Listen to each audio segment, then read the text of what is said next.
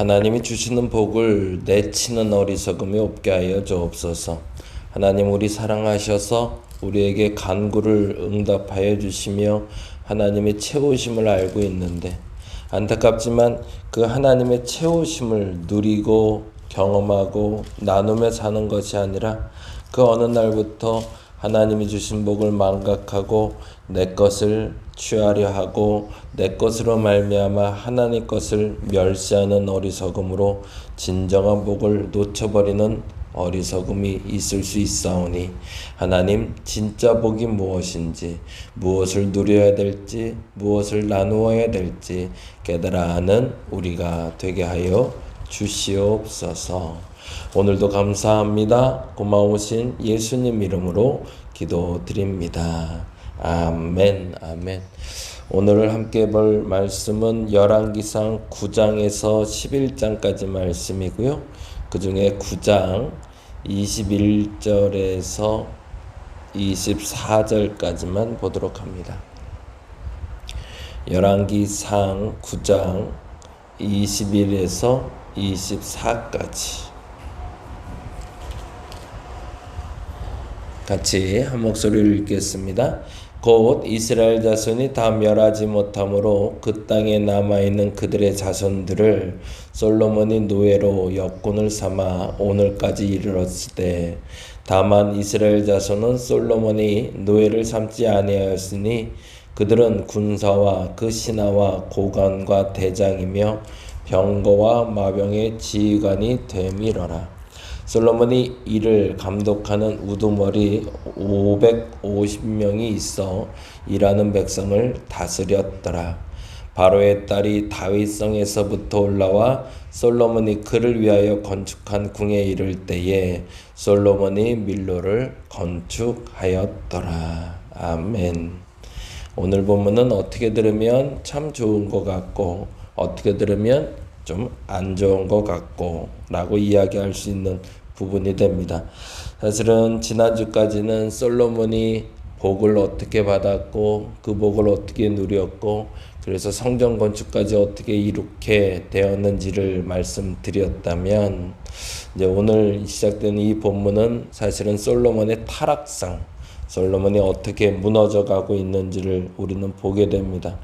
사실은 굉장히 큰 업적을 나린 솔로몬이었지만 그 이후에 본인이 해야 될 일을 망각하기 시작합니다. 더 정확히 말하면 자신이 성취하고자 하는 목적을 향해 가는데 그 목적이 진짜 하나님이 원하는 목적지인지 내가 원하는 목적지인지를 혼돈하기 시작했다는 거죠. 지난 수요일 날 한번 말씀 나누면서 그런 얘기 드린 적이 있는데요. 시간 엄수에 대해서 이야기 드렸어요. 우리가 어떻게 하나님의 시간을 살아내야 될까?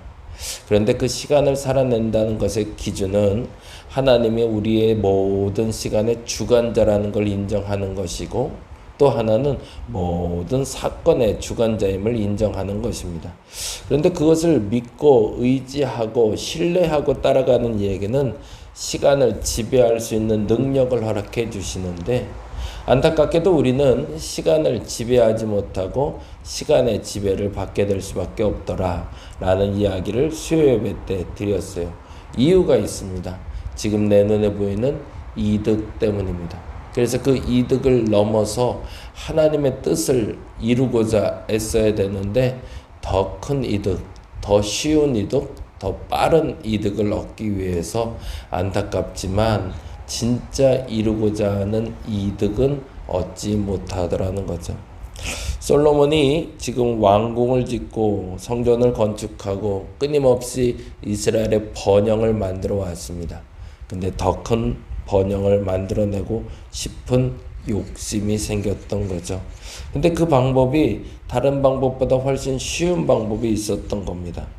그 방법을 잠깐 좀 이야기해 보자면 다음과 같이 연결되고 있는데요.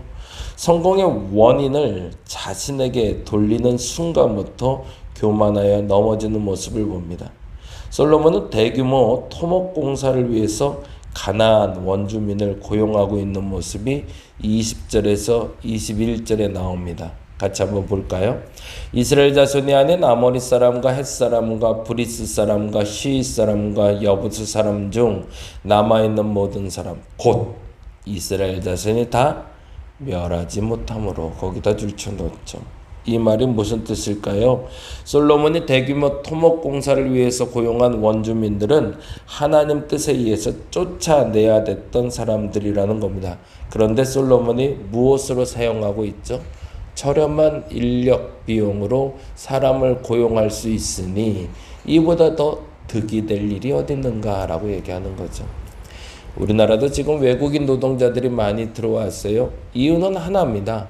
사람들이 어려운 일을 안 하려고 들기도 하지만 값싼 노동력으로 사람들을 쓸 수 있기 때문이죠. 물론 그들에게 주는 비용도 적은 비용은 아닙니다. 그럼에도 불구하고 사람들이 고된 일을 하지 않으려 들고 그리고 저렴한 비용에 사람을 쓸 수 있다면 그것을 쓰는 게 이득이 아닌가라고 생각을 하는 거죠. 그래서 갖다 쓴 사람들이 가나안 역군들인데 그 가나안 역군들은 노예였다. 더 정확히 말하면 하나님 뜻에는 쫓아내야 될 사람들을 오히려 데리고 살았다라고 얘기하는 거죠. 솔로몬은 군사동맹을 위해서 애굽의 공주와 전략 결혼을 합니다. 24절을 볼까요? 같이 읽어봅니다. 바로의 딸이 다윗성에서부터 올라와 솔로몬이 그를 위하여 건축한 궁에 이를 때에 솔로몬이 밀로를 건축하였더라. 무슨 말이죠? 동맹을 위해서 애굽의 공주와 결혼하지 말고 하나님은 애굽에 있는 이방신들을 그리고 다른 나라에 있는 이방신들을 받아들이지 말라라고 했는데 그 일을 이룬 거죠. 합당한 이유는 있었습니다. 혼인 정책을 통해서 전쟁 없이 평화를 유지하기 위해서였죠. 그러나 그 또한 하나님 뜻은 아닌 거죠. 결론은 비슷해 보이지만 과정이 완전히 달랐던 겁니다. 하나님의 뜻은 군사력을 의지하지 않아야 됐는데 그런데 솔로몬은 그 군사력을 유지하기 위해서 애국 공주와 결혼도 하고 그리고 군사 동맹을 맺었던 것이죠. 뿐만 아니라 솔로몬은 많은 금을 모읍니다. 그런데 하나님은 그 많은 금을 모으지 말라고 하셨죠. 분별력을 잃어버린 솔로몬은 절제하지 못했고 끊임없이 앞으로 달려가기 시작합니다. 그래서 더 잘 살게 됐겠죠. 부를 누리게 됐고요. 권력을 누리게 됐고요. 더 많은 평안 가져왔다고 착각했을 겁니다. 그런데 그것은 율법에 담긴 하나님의 뜻을 이루는 것이 아니라 자신의 욕망을 이루기 위해서 달려가고 있었던 거죠. 지난번에 1박 2일 동안 여정을 통해서 설교 공방이라는 곳에 목사님들을 만나고 왔어요. 그래서 여러 가지 이야기하고 왔는데 아침에 제가 보네퍼라는 목사님에 대해서 발제를 하고 이런저런 얘기를 나누다가 정신 차리고 목회해야겠다라고 얘기하며 했던 얘기가 있습니다. 두 가지를 얘기했는데 종교 장사꾼이 있고 종교 바보가 있다라는 얘기를 했어요. 종교 장사꾼은 말 그대로 종교를 통해서 돈을 벌게 하는 사람들, 그것이 목적지로 삼게 만드는 사람들을 종교 장사꾼이라고 표현을 썼습니다. 교회가 잘 되면 좋죠. 교인들이 다 잘 되면 좋죠. 돈 많이 벌었으면 좋겠고요. 넉넉해지는 거 참 좋은 일입니다. 근데 그게 목적지가 아니잖아요. 그 일을 통해서 더 많은 하나님의 일들, 세상을 이롭게 하는 일을 하는 게 맞잖아요. 그런데 어느 날부터 교회가 종교 장사꾼이 됐습니다. 그래서 예수 믿어 복받자라는 말의 결이 예수 믿어 부자 되자로 변질되기 시작했죠. 예수님은 한 번도 당신 믿어서 부자 되라고 말한 적 없는데 그것을 참 잘하는 것처럼 착각하게 만들었습니다.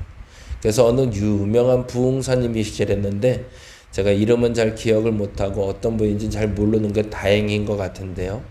그분이 그랬대요. 마지막 무슨 목사님들 모아놓고 회의하는데 그랬대요. 200억 만드는 방법? 뭐 이런 방법을 설교 시간에 얘기하셨대네요. 잘하는 건지 잘못하는 건지 우리는 분별해내야 됩니다. 종교 장사꾼을 만들어내면 안 되는 거죠. 그리고 또 하나 종교적 바보를 만들어내는 목사님들이 있다는 얘기를 나눴습니다. 종교 바보는 뭘까요? 망각하게 만드는 겁니다. 세상을 망각하게 만들고 세상을 볼 수 있는 눈을 갖지 못하게 만드는 어리석은 사람들이 있습니다. 그래서 오직 교회에만, 오직 기도만, 오직 말씀만 보여야 된다라고 얘기하며 세상을 회피하게 만들고 세상에서 도망치게 만들고 세상과 관심 없게 만드는 사람들, 종교 바보를 만드는 사람들. 솔로몬이 그렇게 되고 만 거죠. 솔로몬은 종교 장사꾼이 되고 말았습니다. 그리고 종교 바보가 되고 말았죠. 그래서 기독교, 예수 그리스도를 믿는 사람들에게 참된 예수를 전하는 것이 아니라 돈을 많이 벌게 하고 그리고 세상과 멀어져서 살아가게 만드는 어리석은 사람들을 만들어냈던 거죠. 그리고 나서 결국에 솔로몬은 10장에 부와 명예가 자신에게 있는 것처럼 자랑하며 스바의 영을 맞이하는 장면이 나오고 마지막 11장에서 쓸쓸히 그 영적인 풍요로움이 아니라 그의 물질의 풍요로움으로 말미암아 서서히 영적인 파산 상태에 이르게 되었음을 보게 됩니다. 저와 여러분에겐 과정 그리고 결과가 분명할 수 있기를 간절히 바랍니다. 우리는 종교 장사꾼, 예수 장사꾼이 아니라 예수 바보가 아니라 정말 참된 부자로서 살아가는 저와 여러분 되었으면 좋겠습니다. 그리고 또 하나 참된 예수의 지혜자로 살아가는 저와 여러분 되시기를 간절히 바랍니다. 기도하겠습니다. 하나님 그랬으면 좋겠습니다. 하나님이 주시는 복을 누리며 종교 장사꾼이나 종교 바보가 되지 않게 하여 주시옵소서. 하나님으로 말미암아 복을 받았으면 잘 누리고 잘 나누게 하시고 그 누리고 나눔이 세상을 위해 존재함을 알게 하시고 세상의 빛과 소금의 역할을 감당하는 우리가 되게 하여 주시옵소서. 감사합니다. 고마우신 예수님 이름으로 기도드립니다. 다 같이 기도하고 돌아가겠습니다.